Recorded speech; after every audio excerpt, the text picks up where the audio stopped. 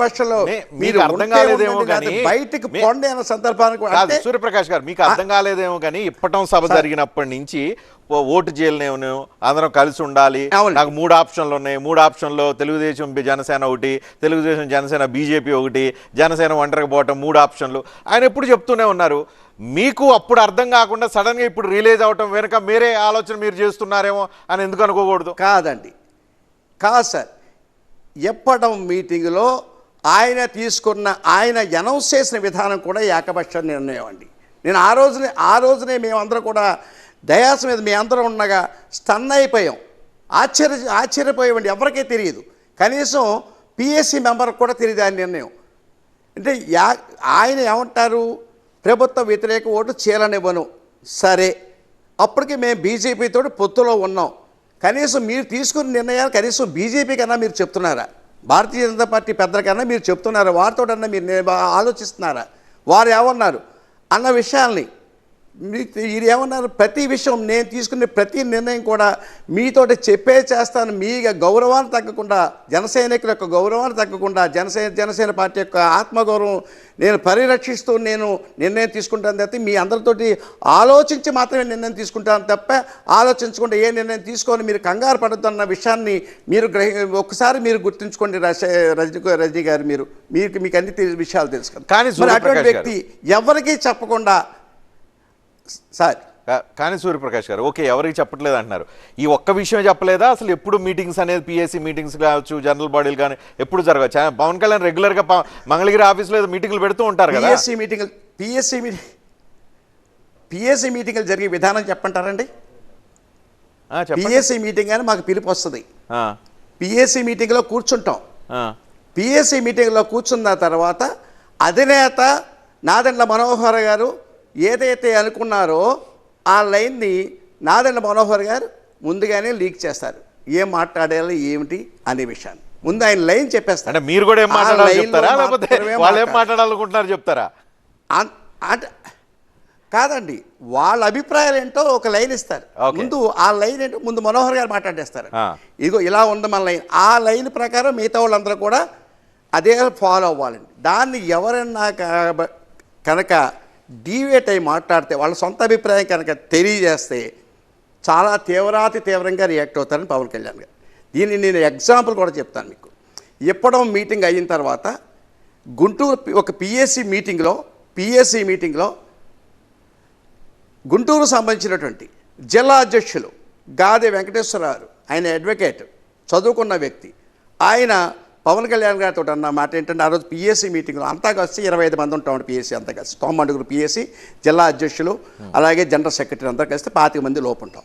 ఆయన అన్న విషయం ఏమిటంటే, ఏమంటే ఇది ఎప్పడం మీటింగ్ అయిన తర్వాత ఇది ఏమన్నా సినిమా ఆడియో ఫంక్షనా, లేకపోతే ఇది ఏమన్నా రాజకీయ పార్టీ సభ అని అందరూ అంటున్నారు సార్.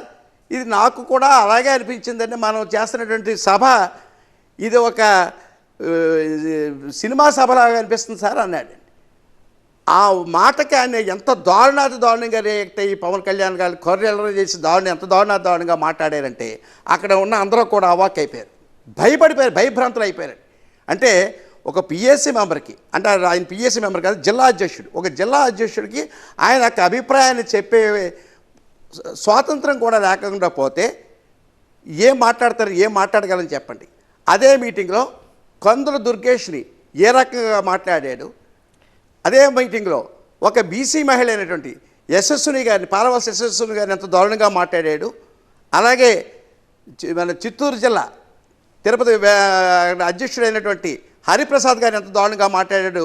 దానికి ప్రత్యక్ష నిదర్శనం నేనేనండి. వాళ్ళందరూ బాగానే ఉన్నారు పార్టీ ఆఫీస్లో, పార్టీ కార్యక్రమాల్లో. వాళ్ళందరూ చెప్పిన గాది వెంకటేశ్వర, హరిప్రసాద్, వీరమహిళ అందరూ బాగానే ఉన్నారు.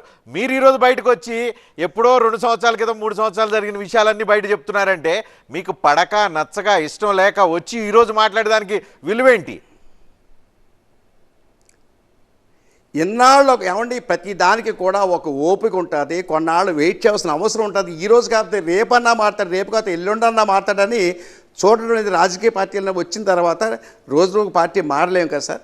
ఒక పార్టీలోకి వచ్చిన తర్వాత పోనీ మారుతాడేమో, ఆయన ఆలోచనలు మారుతాయేమో, మన ఈ పార్టీని నడిపించే విధానం మారుతుందేమో అని చెప్పి ఇంతవరకు కూడా ఎదురు చూసిన సందర్భం అయితే ఇప్పటి వరకు ఉందండి.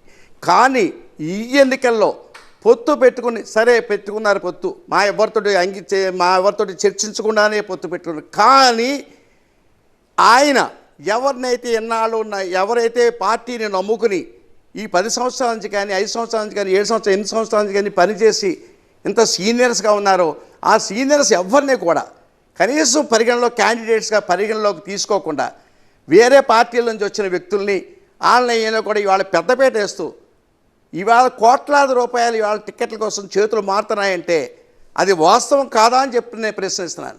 నాకు సాక్ష్యాలు రుజువులు ఆధారాలతో సహా ఎంతోమంది చెప్పారు కానీ ఎప్పుడు నేను నమ్మలా కోట్ల రూపాయల చేతులు మారుతున్నాయండి సీట్ల కోసం అని చెప్పేసి. ఎక్కడ మీరు కావస్తే ఎంక్వైరీ చేసుకోండి. నా దగ్గర అయితే ఆధారాలు ఉంటే నేను ఈరోజు కానీ ఇవన్నీ కూడా గాలి మాటలే, ఎన్ని ఆధారాలు లేని మాటలు ఇవి. కానీ చెప్తా అంటే ఆధారాలు లేని మీరు చెప్తారు ఆధారాలు లేని ఎన్నాళ్ళు సీనియర్స్ నేను ఏ రోజు జనసేనకి ఎక్కడ సీట్ వస్తుందో వాళ్ళకే తెలియదు. దాకా డబ్బులు ఎట్టిస్తారండి, డబ్బులు ఎట్టిస్తారు. నిన్నటి వరకు వాళ్ళకి ఎన్ని సీట్లు వస్తాయో ఎక్కడ వస్తాయో వాళ్ళకే తెలీదు. ఎవరికండి జనసేనకి ఎన్ని సీట్లు తీసుకోవాలో పొత్తులు ఎన్ని బయటకు వస్తాయో ఎక్కడెక్కడ వస్తాయో వాళ్ళకే క్లారిటీ లేదు. నిన్న మొన్నటి వరకు వాళ్ళు డబ్బులు ఎట్లా తీసుకుంటారు వాళ్ళు? నేను ఒకటి చెప్పనా మీకు, నేను ఒకటే సార్ డబ్బు విషయం ఒక్క నిమిషం పక్కన పెట్టండి. ఇన్నాళ్ళు క్రమశిక్షణ తోటి పార్టీని నమ్ముకుని కష్టపడి నియోజకవర్గాల్లో పనిచేసిన నాయకులు ఉండగా ఈరోజు మచిలీపట్నం ఎంపీకి బాలశౌరి గారు అనే వ్యక్తిని వైఎస్ఆర్సీపీ నుంచి దిగుమతి చేసుకుని టిక్కెట్ ఇవ్వవలసిన అవసరం ఏమొచ్చింది? నెక్స్ట్ కాకినాడ ఎంపీ సీటు ఏ పార్టీ నుంచి వచ్చిన వ్యక్తికి ఇవ్వబోతున్నారు? అలాగే ఇది కుటుంబ పాలన కాదా?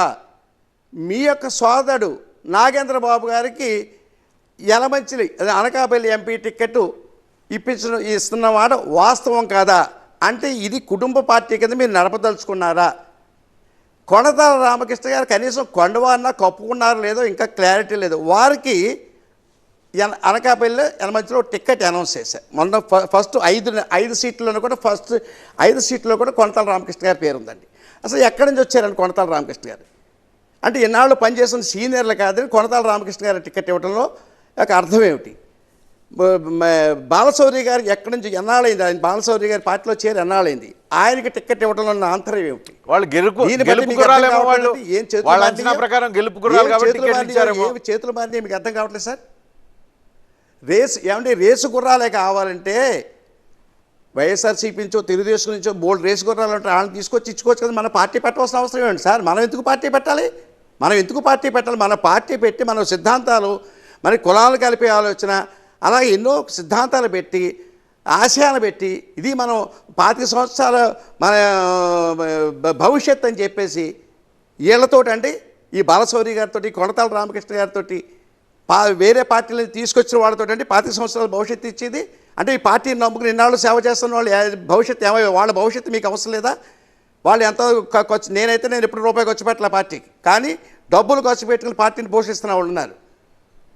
అక్కడ కొత్తపేట ఏంటంటే కోట్లు ఖర్చు పెట్టాడు. తణుకు విడవాడ రామచంద్ర కోట్లు ఖర్చు పెట్టాడు. ఆయనకి సాక్షాత్తు పవన్ కళ్యాణ్ గారు హామీ ఇచ్చారు. ఆయన ఏం చేశారు? ఏలూరు అప్పలనాయుడు గారు కోట్లు ఖర్చు పెట్టాడు. ఆయన ఇవాళ పక్కన పెట్టేశారు. ఇవాళ అసలు కేవలం 3.5% ఉన్నటువంటి ఖమ్మం వారికి ఇస్తున్న సీట్లన్నీ ఈ రాష్ట్రంలో తెలుగుదేశం జనసేన కలిపి 22% ఉన్నటువంటి కాపులకి ఎన్ని సీట్లు ఇచ్చారనేది తెలుసండి. మరి